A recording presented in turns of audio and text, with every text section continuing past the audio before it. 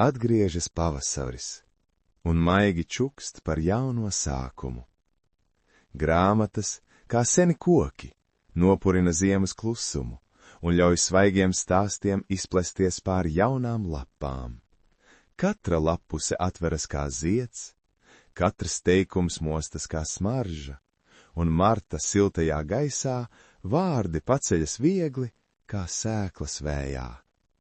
Lasīt pavasarī nozīmē iekšēji ziedēt, soļot starp pasaulēm, kas atzimst, un sajust, ka katrā stāstā slēpjas gaismas asns, kas gaida, lai izaugtu mūsos.